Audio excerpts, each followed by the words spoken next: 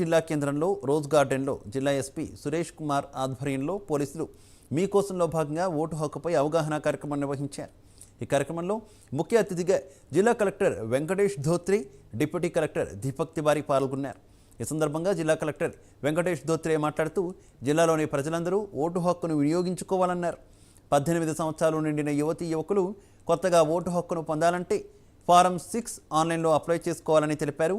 Vote హక్కు ప్రతి ఒక్కరి బాధ్యతగా ఓటు వేయాలని చెప్పారు. పోలింగ్ కేంద్రాల వద్ద టెంట్లు వేసి త్రాగునీరు ఉంచి ఓటర్లకు ఎలాంటి ఇబ్బందులు కలగకుండా చూసుకుంటామని తెలిపారు. దానికి మీకు ఎవరైనా పీడబ్ల్యూడీ ఉంటే, ఫిజికల్ హ్యాండిక్యాప్ ఉంటే వాళ్ళ కోసం చైర్స్ ఉంటాయి, దానికి అసిస్టెంట్స్ ఉంటారు. అక్కడ వెళ్ళినాక ఎవరైనా ప్రెగ్నెంట్ మహిళలు వస్తే అనుకోండి, వాళ్ళకి ముందు ఫస్ట్ వాళ్ళు పంపిస్తాము. సో ఈ రకంగా అన్ని సౌకర్యాలు ఉంటాయండి. సో బట్ జనాలు అక్కడ వెళ్ళి ఓటింగ్ చేయాలి.